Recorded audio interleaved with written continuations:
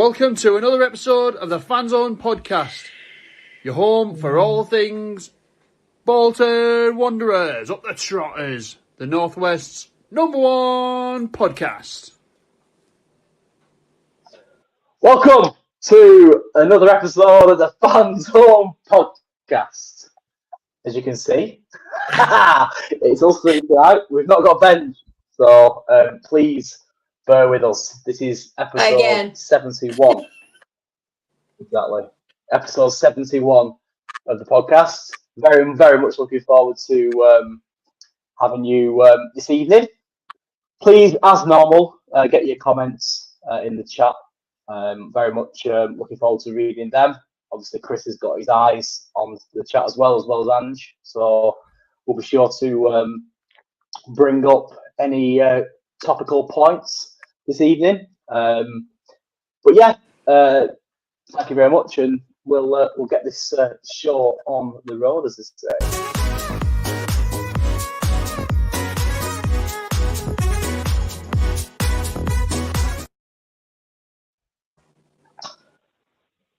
So, of course, yesterday we played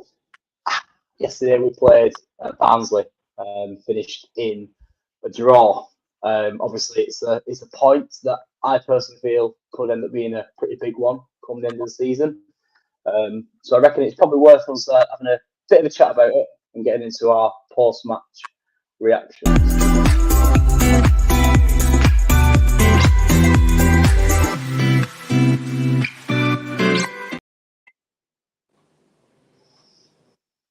Ange, talk to me.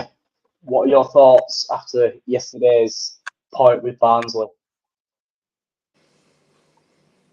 Was all a bit meh.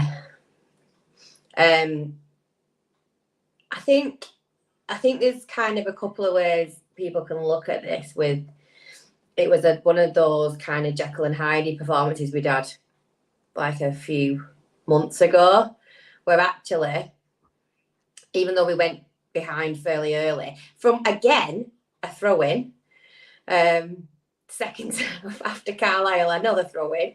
Need to sort that out. Keep your eyes on those set pieces. We actually could have got more out of the first half than we did.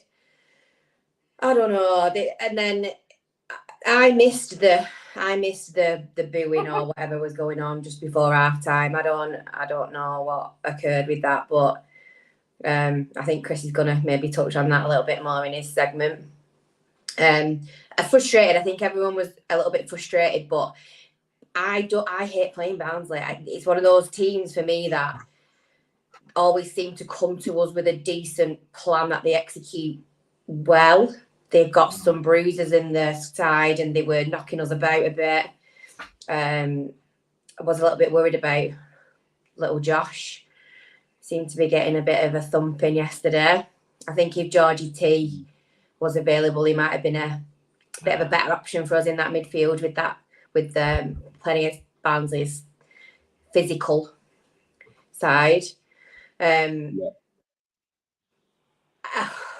was a sloppy goal to concede, but do you know what? Like Colin said, it could be a massive point, and at least we managed somehow, because I didn't think we would. With the start of the second half, the first 10 was they just didn't seem to know what was going on. They were all a little bit lost, and you've got to remember that we had young Taylor in that back line. He's literally been thrown in, day one thrown in, because we've had no other option other than to play him. And I thought he did well under the circumstances. You can tell he reads the game really well, and just wasn't quite sure what everyone else does, I think. So I think a good week on the training pitch with him, and he's someone to be bloody happy with. Bart, well, loaned. But yeah, for me, it's a point. Let's forget it and move on. Thank you. Yeah, absolutely. I mean, what I would say is it's a point that we've gained, really. I think, ultimately when we've got the games in hand, and I know obviously you'd rather have points on the board, but it's not so bad if you providing, I mean, if you're not going to be able to win, make sure you don't lose, as I say. And ultimately, yesterday, give us that point to enable us to then build on that and go forward against Cambridge on Tuesday evening, which is, of course, one of our games in hand. Chris, ultimately, that is a point that's pushed us further towards that goal of promotion. It's 3 wins, a loss and a draw in the last 5. How important do you see that point being yesterday come the end of the season? And what's your thoughts on the performance as a whole yesterday? Because ultimately, coming from a goal down to gain a point, be it at home or away, is always a positive sign. Yeah, it is. It is. I think there is a bit of context required. Firstly, I would emphasise Barnsley's form in terms of, across the whole season. It's pretty impressive. I think they've lost 1 in 16. So that's point 1. Point 2 is we are missing a captain and vice captain. So I put that in context of where we're talking about communication and anxiety when playing out at the back. And as Ange rightly said, young Caleb Taylor coming into the fold for the first time. Just so you're aware, he is bigger than anybody else. He's a giant. He's a big lad, isn't he? We stood next to him. Yeah. I think Leslie picked out that we were pitch side yesterday, and why will become apparent, Leslie. I said that. Sorry, can I just pick up on Brandon's comment about Colin dyeing his beard? I literally said that when I reckon it's really dark. For the regular fans and the super fans amongst you, we did a podcast with Aaron Wilbraham, who gave us some really, really impressive tips about getting rid of your salt and pepper. Yeah. I think Cole might have taken him on board. Sorry, Chris. Carry on. It's all right. Chris Burton has commented that he thought it was Hans Gruber from Die Hard, and that is uncanny. Cheers, Chris. Where was I? Yeah, he's huge. He almost dwarfed tall. He's massive. The boy's huge. Yeah. And a few people who I spoke to afterwards tell me that on the internet and all the stat sites, he's down as being 6'2". If he's 6'2", you're 6'3". Then I'm 6'3". I'll tell you what, he is absolutely enormous, and what a jaw! So I would take that into account. I thought that they got it right in terms of their tactics. I thought they pressed really well. They were high and in our face. This is the same team that lost at home against Exeter last week, but they were missing all 3 of their midfielders. Connell played a bit part. Adam Phillips played a little bit, but Herbie Kane was missing. All 3 were back this week, and it made a difference for them. Am I right in saying that they've lost 1 game since November? Is that correct? Yeah, it's 1 in 16, Cole, they've lost, or something like that. If anybody wants to help me out in the chat with that, I think it's 1 in 16. If you want to look at the last 6... You're talking about adding context, aren't you? And obviously, I think that's really important. Yeah, they've lost 1 in the last 6. They've won 3, lost 1, drawn 2. But they're a team we've struggled against historically.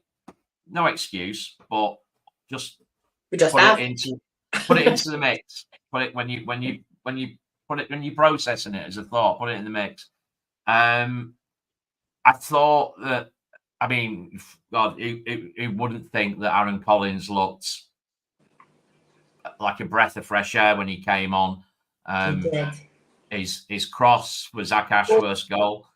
And a big shout out to Zach as well, because I thought he was excellent yesterday, despite being completely ignored in the first half, as Ian quite rightly pointed out. I don't know what was going on there. Oh, yeah, what? It's like he were, I know, they forgot he were there. Yeah, he was snubbed. David said, the first rule in football, control the ball. Dion Vick failed at this. Collins and JDB came on 1 minute later. We scored. You can't dispute that. I think no, you can't dispute that, and I do agree with the comment. But ultimately, what happened prior to that was, Vic and Dion did their thing. I know Dion's going through a bit of a rough spell, yeah. but ultimately, they stretched them, they ran them down. They made it difficult for the defenders for that hour or 70 minutes before them two lads came on. So naturally, that's going to give them more of an opportunity to make an impact. I don't dispute the comment, but yeah, we're talking context, aren't we? We only have to go back to our last pod where we spoke about it, that each pairing has a specific role, and each complement each other as a duo in that respect. Mark Weaver says Asamoah looked sharp when he came on. Did he mean Asamoah or did he mean as a? Oh, hey, we got two Asas now, haven't we? Yeah, sorry.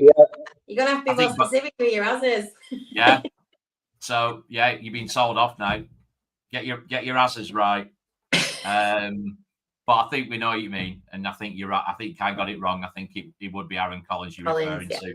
Although Aaron Morley didn't look too shabby either when he came on, and that was good to see. But anyway, back to the point. Yeah, I do think it's an important point in terms of on the scoreboard I'm talking about. And we need to focus now on these games in hand and kick on. And I think we will. I think given the new personnel that's coming back, rumour has it that a certain Gethin Jones is back from Qatar, which is great news. So, yeah, I think we'll be fine. But I think it is a good point. Yes, just quickly going back to that point I made about the point. You said it was a good point. Do you think at the end of the season we'll look at that and think exactly that, or we're just thinking on reflection of yesterday, Chris? No. I think you don't really go back to games like that, really, do you? When it's 1-1. I think if you sneak a winner or you lose narrowly, then you think about it more. I don't know. It's one of those, isn't it? As a fan, I think you just look at it overall, and when you go up, you're not really bothered about what happened on 3rd of February, are you? You just... No, but I only made the point because ultimately we play against a team who's in that top 6. I think any combination of points against teams in and around you, which ultimately they are, it could be looked at as pretty positive, I think, especially given the form that that they're in. Yeah, that's a decent point. Cool. Obviously, we've tackled we've tackled the post-match reaction.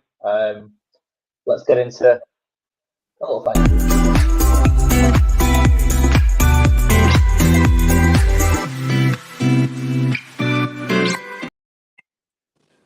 No, I know my mic's a little bit muffled, so I do apologise. I am doing my best to try and rectify that. But if it doesn't improve, then unlucky. It is what it is. I can't really do much about it. But a massive thank you to headline sponsors for this season, Eco Warm Windows. Greatly appreciate their support. Obviously, if you are looking to get some new windows and doors, give them lads a shout. I'm sure they'll do the best to look after you, given you're all probably Wanderers fans.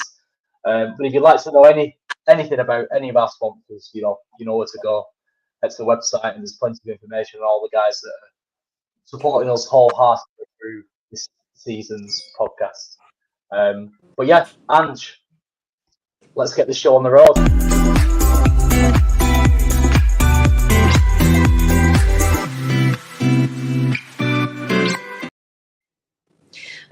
Colin, you know the drill.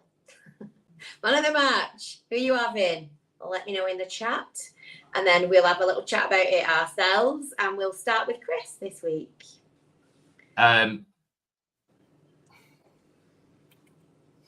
Tough one. It was one of those games, wasn't it? Leslie's just mentioned him, and I mentioned him before. Zach Ashworth had an excellent game. But, and it's starting to flood into the chat now. Hands down or hands up, Nathan Baxter.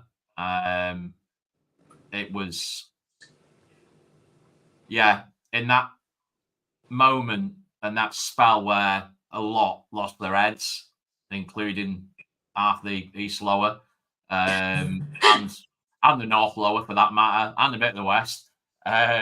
He didn't let it phase him at all. He was impeccable, and by golly gosh, does he smell good? Oh, you had your pictures up with him, didn't you, Chris? He's just a dish, isn't he?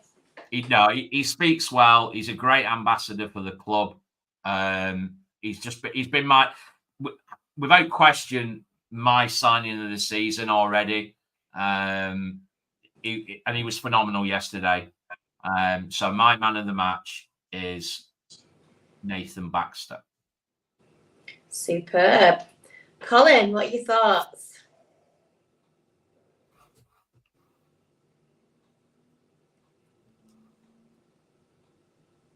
Oh, you're muted. Colin, you're on mute. First of all, I'm going to unmute myself. I'm going to have my opinion on one of the match. I think I'm going to give it to Mr. Ashworth at fullback or left wing or left-sided attacker or whatever you'd like to call him. I think he's had a hell of a week, both positive and negative. And for a young lad to perform so well at Carlisle, which he did, score a goal that personally I thought he meant at Carlisle, then to miss that penalty, ultimately to mean that we were leaving a cup competition that, let's be honest, the club made it abundantly clear that they wanted to win. So that would have affected him. And then to come back and perform the way he did yesterday, again, I thought he was, for me, the best thing about that kid is his technique. He seems to have got it in terms of his ability on the ball. There's elements of his game that he's going to have to improve on.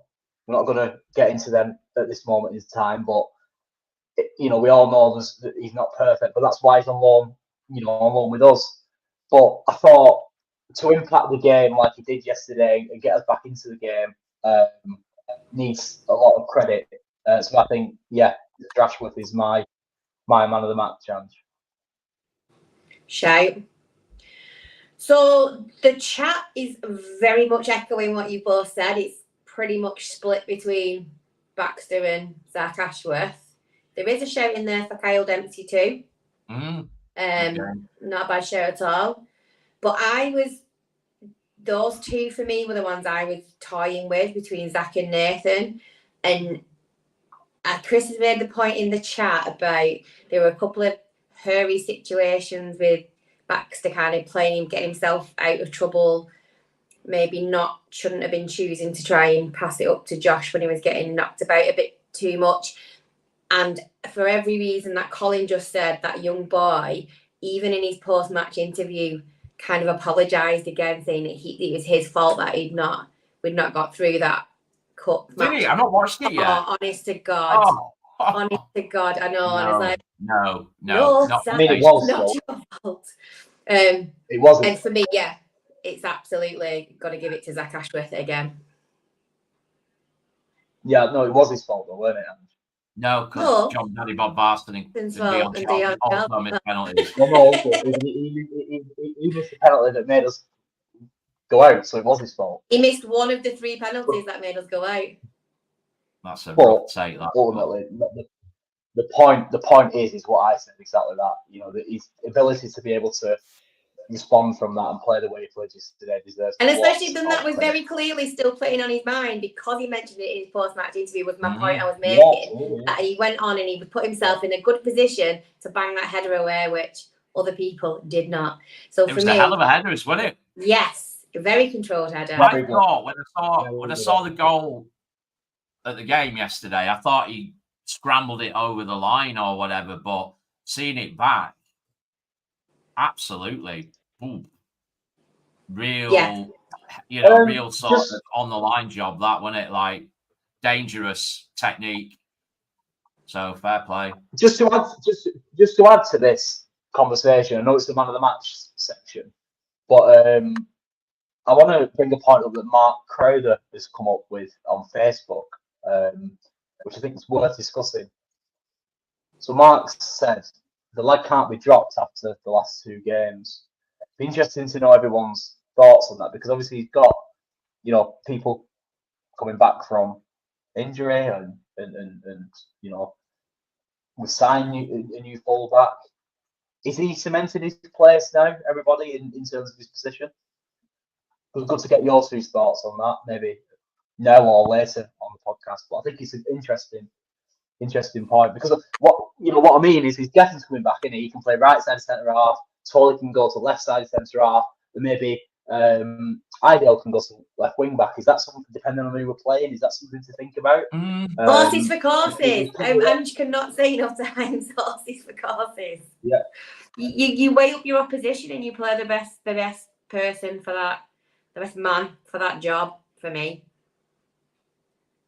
Yeah, absolutely. I don't dispute that. I just think it's a good point to make. He can't be dropped. He's been really good. But he's done himself no harm whatsoever. He's absolutely done himself no harm whatsoever. You know what? It only feels like 2 weeks ago since I was reading comments about Zach Ashworth and Randall Williams and Josh Jacobs Cogley about being like horrendous wing backs, and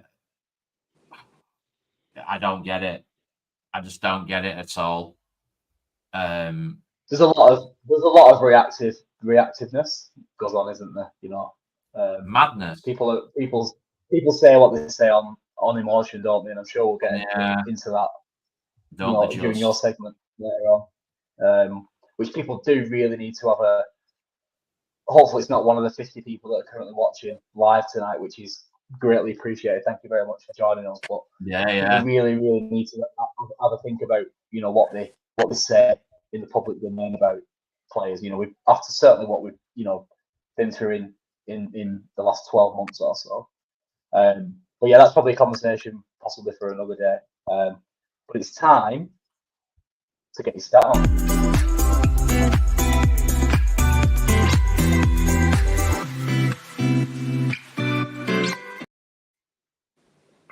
Obviously, this is a segment as we approach Tuesday's game in hand against Cambridge United.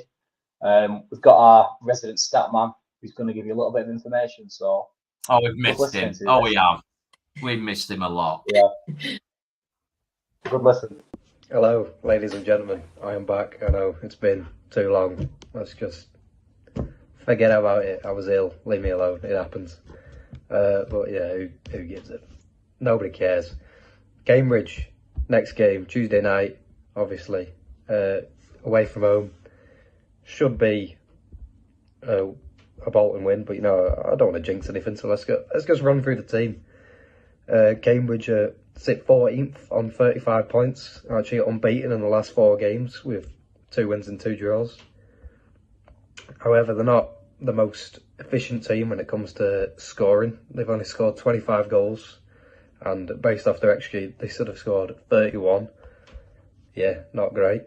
They only score 0.9 goals per game, which is 20th in the league. And they concede 1.2 per game. And to be fair, that's only 0.2 more than Bolton. So that is not bad. Bolton will dominate the ball, expect that. But yeah, they can be hard to break down. They've kept 11 clean sheets, 7th best in the league. And but they don't tend to intercept the ball, so they just let you have it, because they average less than 10 interceptions per 90, which is the lowest in the league by quite a bit. And I mean, so yeah, except deep block, they'll be set off, and they'll just be hard to break down. They've won 5 penalties, which is the 6th highest in the league. I mean, that's quite high, if you ask me. Best player is Danny Andrew, the left back. He loves a long shot as well, so expect a fair few of them. Baxter will definitely be tested from range. He's also very good at long balls, and he's one of the best crossers in the league. And he's very creative as well. 35 chances created from left back. I mean, that's a bit outrageous, you could say. But I think the main question, if Bolton will win this game, is about Bolton's team selection and the team Everett chooses to pick. I mean, you've got to ask yourself if it's worth keeping Zach Ashworth in the team. Sorry, poor pun. I know I had to get one in on the return. And it could, of course, I mean, I'll bet a new signing. Would you give him a game? Don't think Randall's fit yet, but, see what happens there. And the back three as well. I mean, there's not a lot of options. Obviously, Caleb came in. He's tailor-made. Thank you. For the back three. But, you don't want to overplay anyone there because it could take a serious toll. All right, I'll leave you alone. Enjoy the rest of the podcast. I do apologise for the sad puns, but not really. I think that's called making up for lost time, that. Crammed him right. He does a lot of that on the whim. He doesn't ask us to suggest anything for him. It's all on him, that one. So you got to give him a lot of credit because that's it's pretty entertaining stuff. But I mean, ultimately, he's making a lot of good points in it, and I think he's he's got us into the groove a little bit when we come to the pre-match presser and having a good chat about this coming Tuesday's game against Cambridge United. Obviously, like I said before, our game in hand.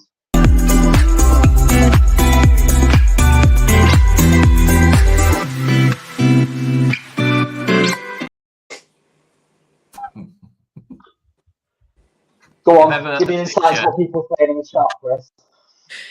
Different angle on the picture this time around, Carl, because I think that picture definitely emphasises the fact that you dyed your hair. I haven't dyed my hair. Well, if I have, I've done a pretty poor job because I'm grey on the side here, so I mean, I don't know where you're getting that from. No, okay. Missed a bit, yeah. I haven't dyed my hair, I can assure you. So yeah, despite what people are probably thinking, I have actually done a pre-match presser for the correct game. It's Cambridge United this coming Tuesday.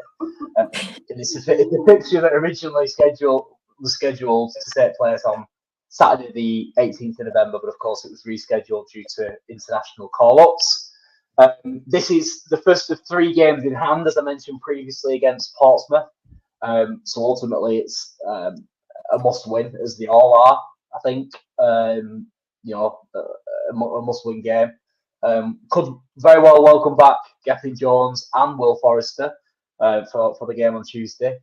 Feel a little bit sorry for Will Forrester because I kind of thought that he would cement himself as that right-sided centre-half whilst Gethin has been away on international duty, but it's not worked out for him, unfortunately.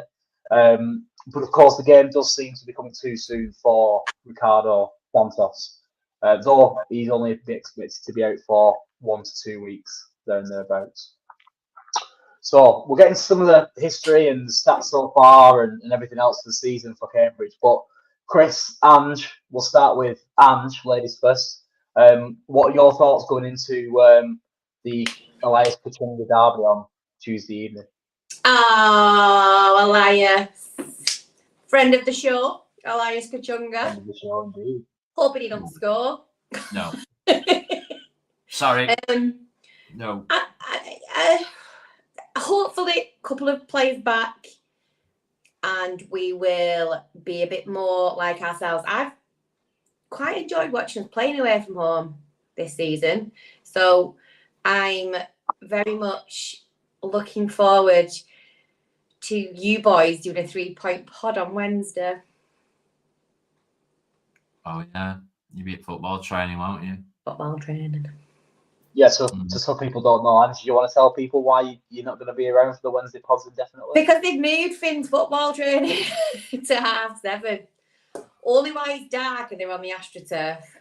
So I'll be probably back once it starts getting lighter nights on a Wednesday, but yeah, I can't So Ange will be overseeing the creation of yet another young Wanderers talent. So you've got to give her some credit for that, because she's just looking short-term pain for long-term gain as far as the Wanderers. Exactly. So you remember the name, Finley Abbott. Finley Abbott. Come on. Chris, go on I've then, been last 2 seasons down to that there Cambridge, and it's been rough. Oh, it's been horrible. We don't tend to play particularly well. So, true to form this season, where that's happened, we'll put that to bed and we'll win. I think we will win relatively comfortably. I think it will be a 2-0 Bolton Wanderers victory. Ooh! And I would put my neck on the line and say that Aaron Collins will score his first goal for Bolton Wanderers on Tuesday night. I'd love that. Chris, what was your prediction for the Barnsley match, though? Oh, 2-1. 2-1 Bolton. Yeah, to be fair. I tell you what, if it weren't for that save at the end. I know, yeah, it could have very well been, which was, despite Nathan Baxter being outstanding, that was save. It's probably one of the best saves I've seen at the Reebok for a good couple of seasons. It was exceptional. Reflexes, it took a deflection. I didn't realise how high it was. There's a picture on social media, a still, and he's got to that. So absolute hats off to the lad for pulling that one out of the bag. So yeah, if that had gone in, I'd have been right.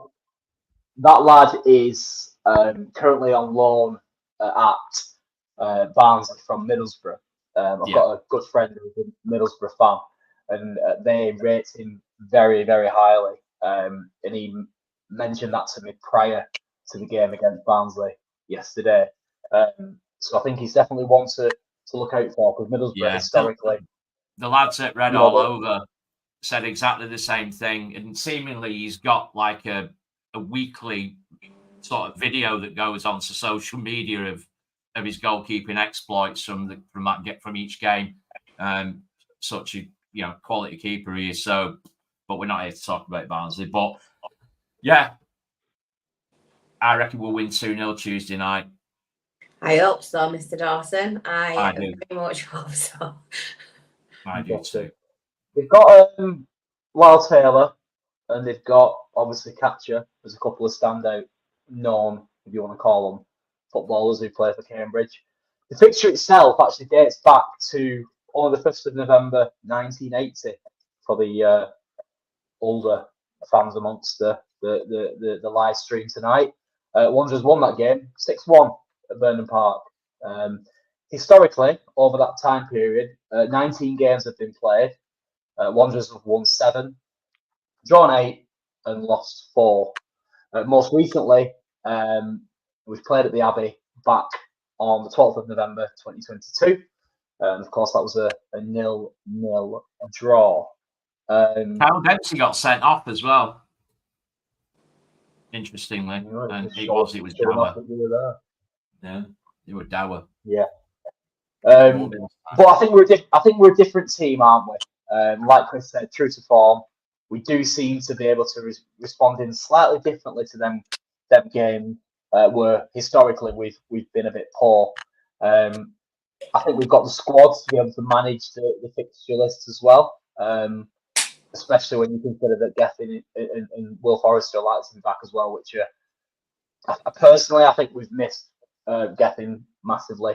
I think obviously on Saturday we conceded a goal that was a very poor goal to concede from a throw-in.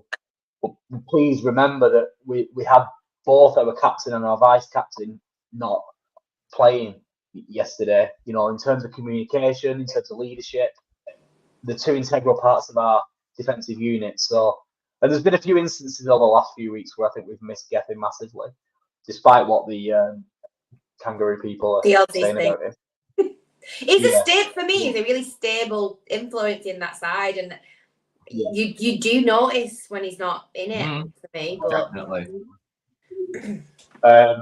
But yeah, I think we'll personally, if you're asking me what I think it'll be, I think we'll win 2 or 3 goals to 0 on Tuesday, which I think will give us the right good boost as we go into yet more fixtures in February. But yeah, good stuff. Let's get into my favourite bit of the show, and an opportunity for me to shut up for a bit.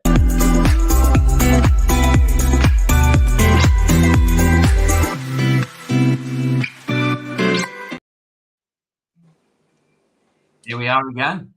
Settle down, feet up, everyone. That's it, innit? Kick back and let's chew the fat, shall we? All right. Yeah, I'm going to get 2. There's going to be 2 points that we're going to raise today because they're a bit deep. It is that deep. So let's dive right in, shall we? So the first point comes from, amongst others, Michael MB and regular of the show, Matthew Penrick, aka Hot Pants. I'll let him tell you about that one day. So, Dion Charles, ladies and gentlemen, 17 goals in all competitions this season. What a return. Does Dion need taking out of the spotlight for a couple of games? As lately, he's not been as effective. He's not really looked his usual self. His last goal was away at Fleetwood, all the way back on the 29th of December, which is, for you statos out there, 9 games ago in all competitions. So that includes a Papa John's / BSM, FA Cup, etc. So before we dive into this, I'll give my opinion. And my opinion is simply this. That he is a striker going through a difficult run of form. Thank you, Laura. Laura mentions that Dion's moved house today. I hope that all goes well to him and his little family. Obviously got a lot going on off the pitch. There's loads of things that you could throw in that could influence his mindset, the way he's playing, the way he wears his Alice band. Is his hair too long? Does his man bag look like a Warburton's loaf? Does he need to grow his facial hair back? Is it down to Victor? Is it anything to do with the moon the other night? I don't really care. All I know is that Dion is a prolific League One goal scorer in a Bolton Wanderers team, and he's good at what he does. Not only scoring goals, but also, did he score in the FA Cup? Yeah, he did at home against Luton. Thank you, Ian.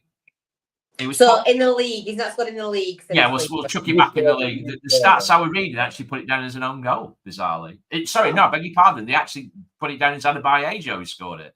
But as we know, Adebayo laid it on for Dion.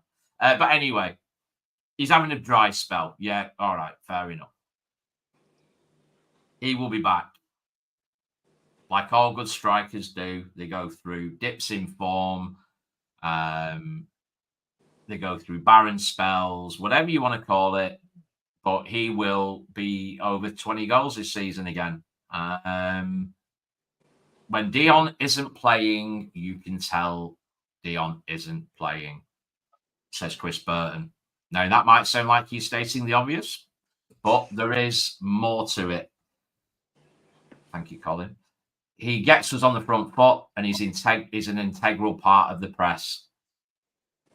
So, whilst he isn't converting, in fact, it's not down to converting because he's getting half chances. He's missed a couple of sitters before people jump on me. Yeah, I know that. God. But in terms of his conversion ratio, pretty decent.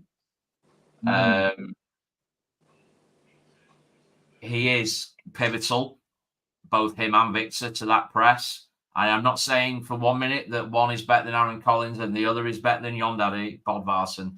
What I'm saying is that they serve a different purpose in the system that we play. Simple. Sorry, Chris, sorry to interrupt you. Having watched Aaron Collins' highlights now, I know highlights are highlights, and I remember watching Christian Wilhelmsen and Daniel Bratton look like two of the best footballers ever to walk God's green earth before we signed them back in the day. So highlights are never really an indication of things to go by. But with Collins, what is clear to see, and we kind of saw it yesterday, is he's got that little bit more composure about himself. And I think for me, what Dion's missing is he's missing a partner who has the ability to create space, be a little bit more composed with his final ball, and basically create more opportunities for Dion, because Dion ultimately is a clinical goal scorer, because he does get chances created for him, but kind of not many really, because we do share the goals quite well across the team. So I think when we have him playing alongside Dion,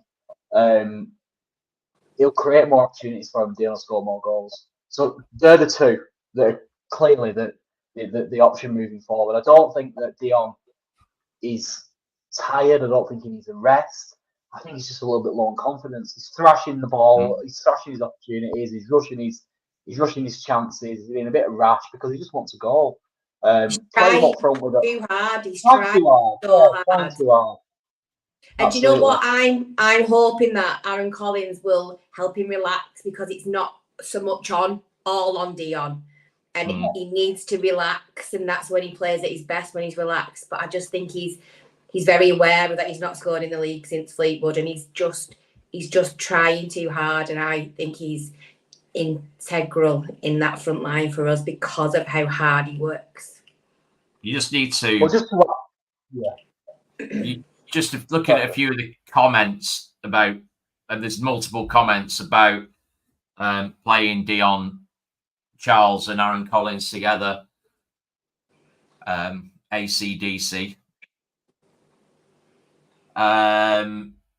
If you look at Aaron Collins' output when getting the EFL Player of the Season, EFL League One Player of the Season last season, I beg your pardon. If you look at his goals and assists numbers, very, very similar. It's there we go. Jack Halliwell. Collins could provide Dion with the service. Collins more of a creator than a scorer. Yeah, I don't disagree. I mean, it took him a minute to contribute with his first assist for Bolton. Frightening. And it was a second touch to the car, but yeah, it worked. What a ball. What a ball, indeed.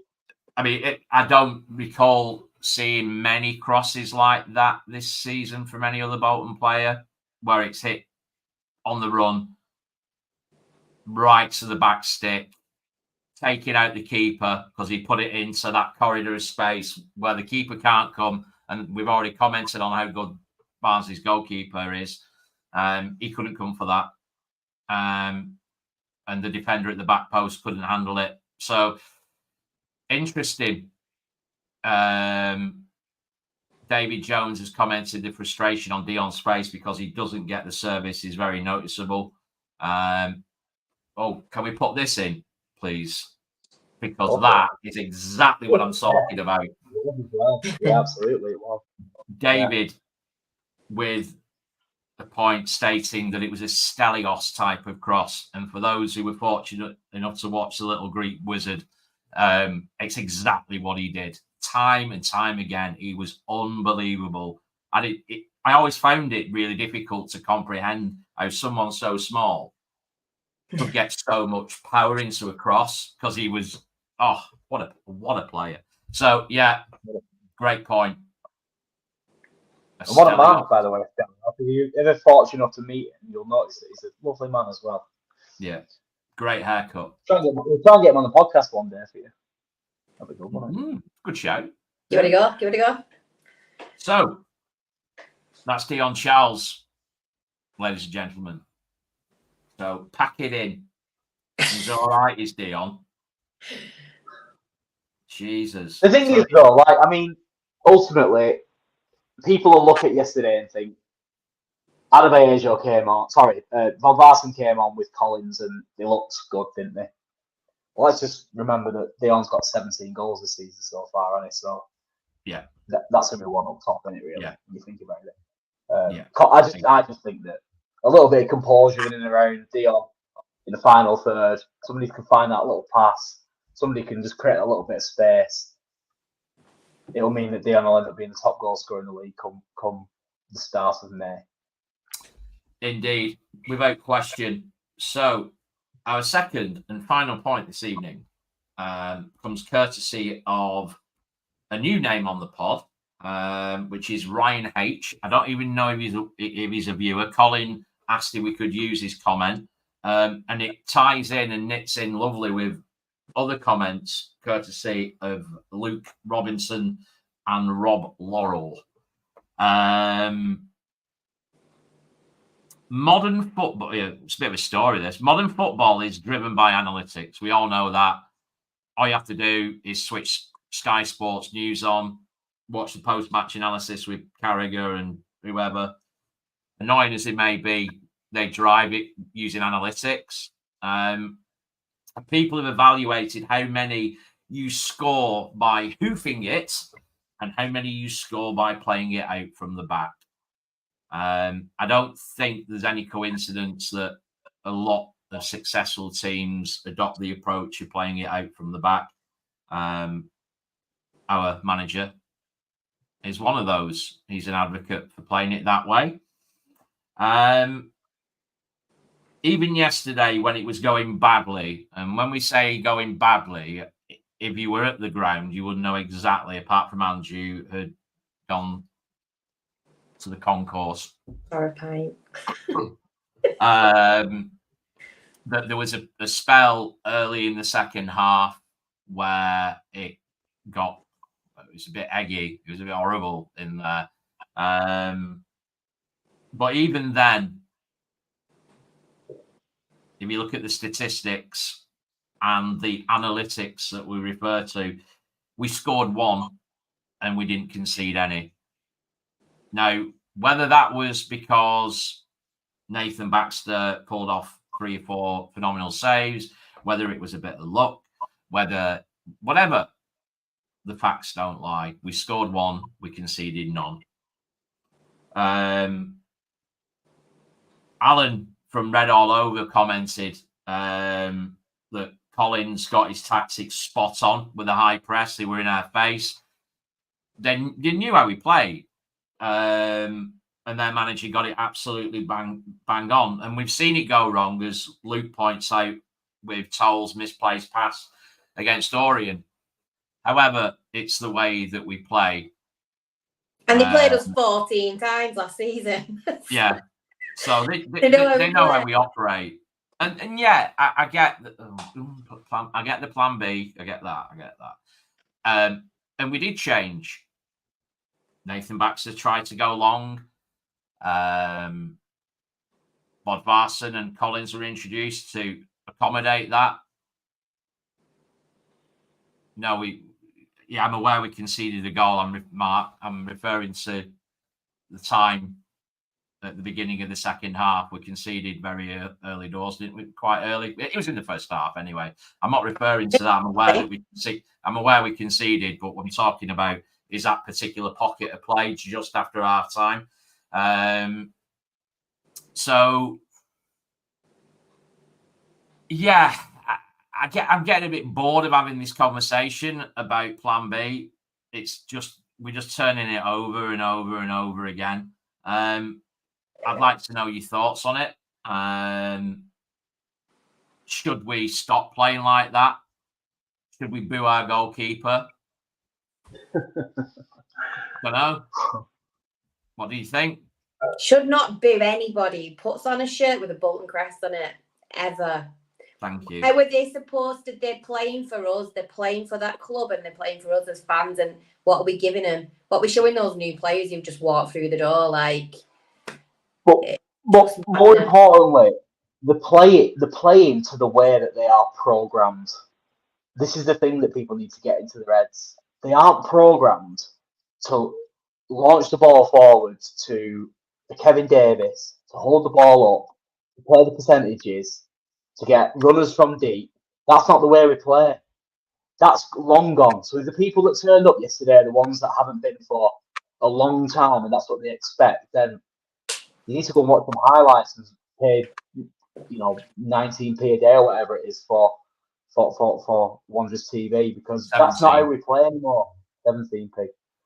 That's not how we play anymore. We're a completely different outfit, and we play the so-called right way. But more importantly, I mean, I don't have a preference to how football should be played personally. I think it's all about results, and if you win, and it's irrelevant how you play.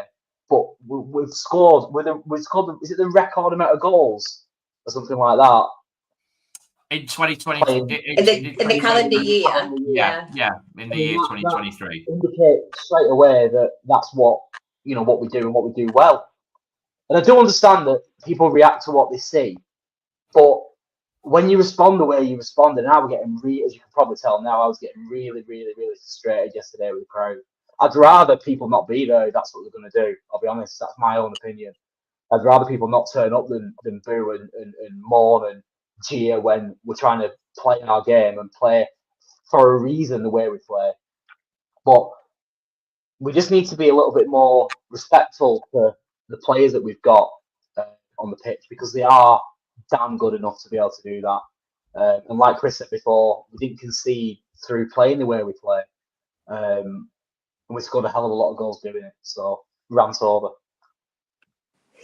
The end. So that proves my point. All I had to do was wind you up and watch you go, because it's right. It's exactly right, and that is how you respond to that. I think this is not me being a happy clapper, by the way. This is just me stating the facts. In a calendar year, we scored the most amount of goals we ever have done, and there's a reason for that. And the most clean sheets. I think you make a good point as well, and I think it was also raised in the chat. Bear with me. Please hold. It was also raised by David. Expectation from fans brought the booing. Bandwagon supporters, that is. I won't agree with that. Distinguish them as bandwagon supporters, because every club needs a new feed of supporters to grow a fan base. I get that, and we've touched on it but before. I'm not so sure these people are, Chris. That's the point. I think these are people that are coming back because we're doing well again, and are demanding us to play a way that's not suited to what possibly. I think the bums on seats is being driven by some phenomenal pricing structures around season tickets, as well. So when look, let's face it, realistically, the gates should be 15, 16,000, and they're in the 20s. It's going to create strange atmospheres because it's artificially inflated to a certain degree. Only my opinion, because I see it every week sat around me. And Jack's just pointed out, just don't think the majority of Bolton fans understand our identity, with many being gone since the Premier League days, could be a contributing factor. But we've talked about it, about poor atmospheres, noise levels, I think it does have an effect. You've got to, it can't all be positive. The fact that today's attendance is 21,500 when you look around and it's quite clearly not. And I think this is another byproduct of that in terms of an artificial atmosphere in many respects. So, don't know, just a theory.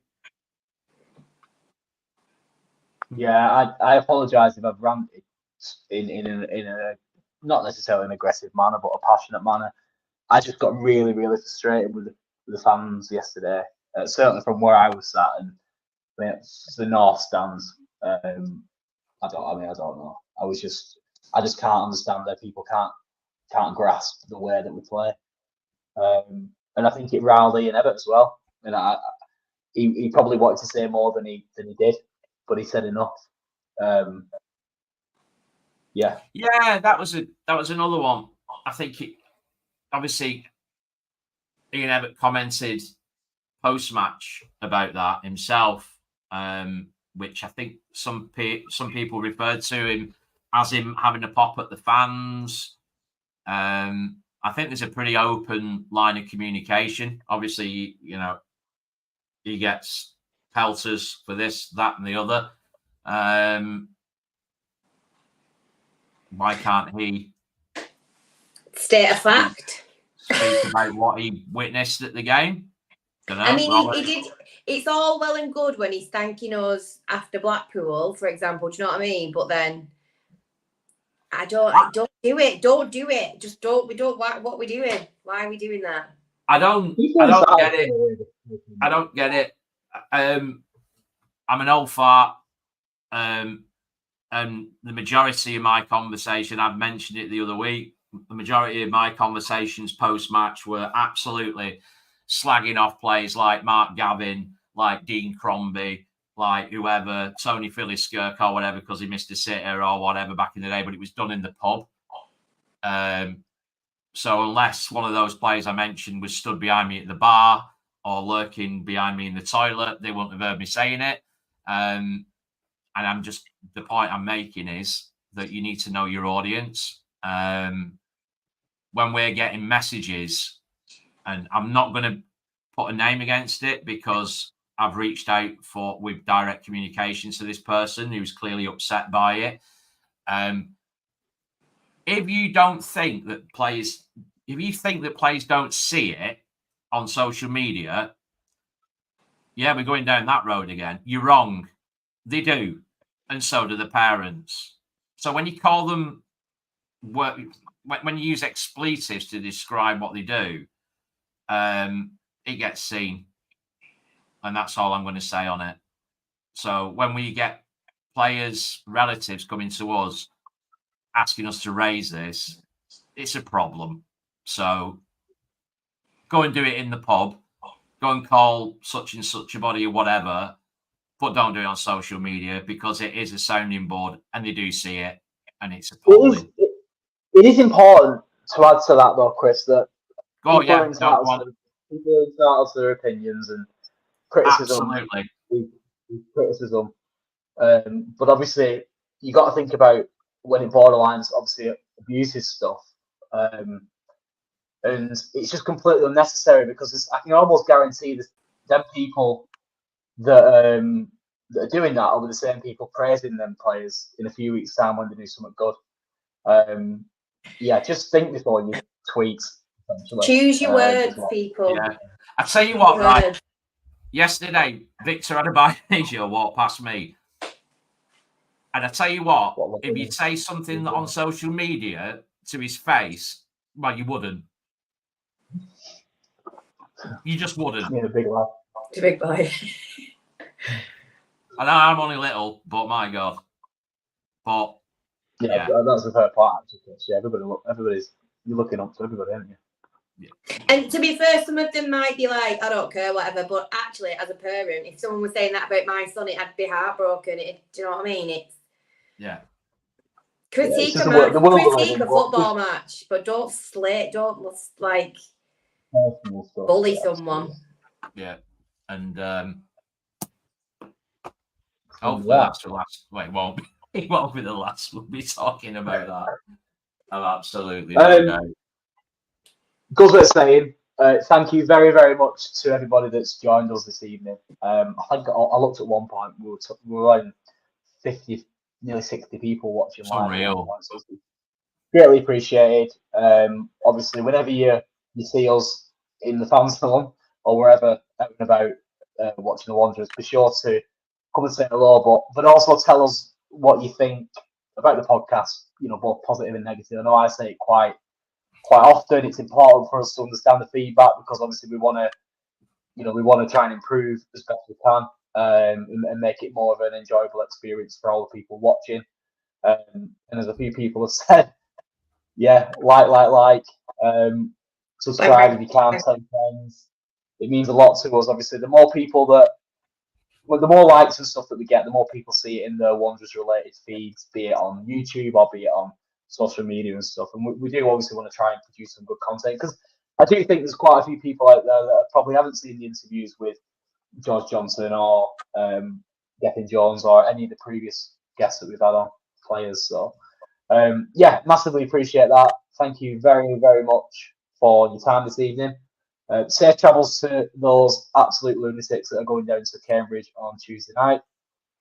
That won't be me, but fair play to you if you are. And thank you very much. And come on, you Whites. Catch you on the next one. Yeah. Ta-ra. Bye.